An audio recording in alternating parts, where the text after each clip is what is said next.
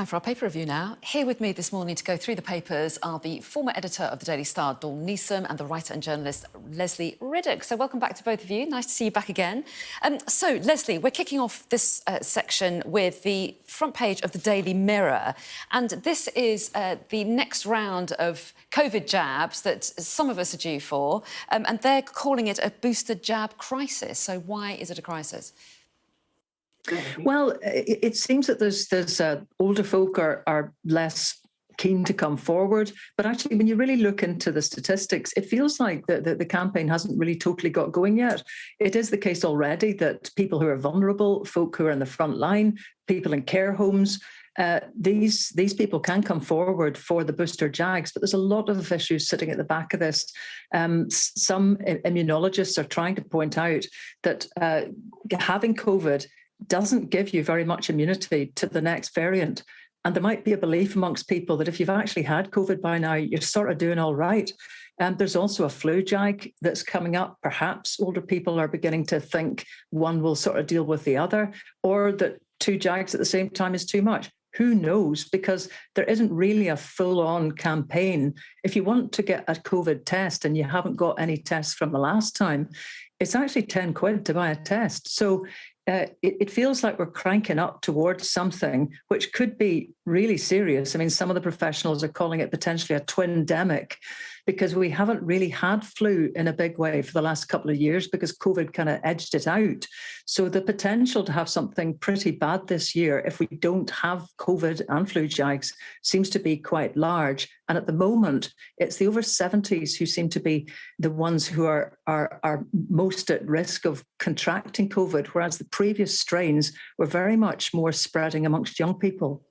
And sorry, just one quick question, which I don't know if you know the answer to, Leslie, but is this something that people will be invited to do, like we have been previously? You'll get a text or something saying you can now book your booster, or do people go to their GPs and say, can I have one? Do you know how it's working? Well, I have been drilling down to try and see that. And of course, it's different in England and Scotland, Wales and Northern Ireland. But it would seem at the moment that those over 65s are being invited and have been since September in a rolling programme to come forward. But what the NHS in England is saying now is that over 50 should be included in that. I should imagine that would mean that the texts and those sorts of methods of contact will begin to resume. Yeah, interesting. Well, I haven't had one. You'll be amazed to hear that I'm over 50.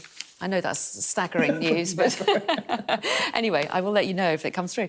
Let's move on to the Times, shall we, Dawn? Their main headline, parents get cash payout in childcare reform plan. So what is the thinking behind this plan of Liz Truss's? Yeah, it's drawing up plans to overhaul the convoluted and very confusing subsidised childcare system in the UK at the moment. At present, parents of all 3- and 4-year-olds in England can claim 15 hours of free childcare a week, which amounts to around £2,000 per child per year.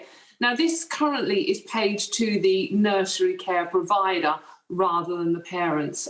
What Liz Truss has suggested in these new plans, which are being drawn up, it's not definitely going to happen, it is a plan, is that money is paid directly to the parents to decide how they spend it, which in theory means that they could use the money to pay grandparents who are looking after their grandchildren, for example, rather than the nursery care. And this is obviously in the light of nursery care prices absolutely being extortionate now. But I think one of the most important things about this story is that Liz Truss would win a lot of brownie points if she really helped working women in this country sort out childcare arrangements. I know men look after kids as well, but it's mainly women.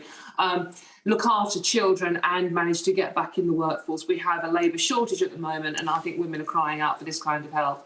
Yeah, and really interesting. It seems to feed in very much that Liz Truss ideology of putting people's money in their pockets and letting them make their own decisions. But I'm sure there are plenty of arguments around that.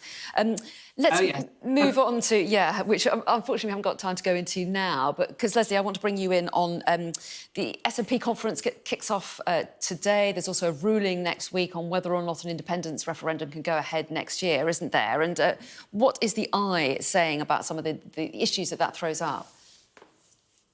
Well, yes, I'm speaking actually from a hotel room in Aberdeen, about to go to the SNP conference. And the Eye's story is the news from Nicola Sturgeon that she will be publishing a paper next week outlining the ideas of a Scottish pound.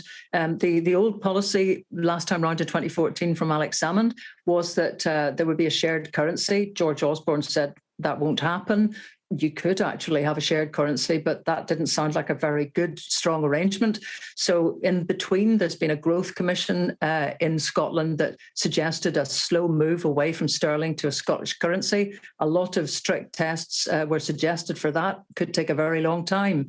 And of course, in the interim, the tanking of the pound has rather accentuated the point that leaving monetary decisions with the Westminster Bank of England combination would be a pretty dodgy thing for a new country. Now, of course, any new currency also has to get established. It would have a central bank that would be established straight after independence vote. And that's all in the paper that will come up next week. But as you say, the thing that will concentrate minds at the moment is that the Supreme Court is meeting next week to decide whether or not the world's most powerfully devolved parliament, as we're told Scotland has, can actually hold a legal referendum on independence. We're out of time. I'll see you both next hour.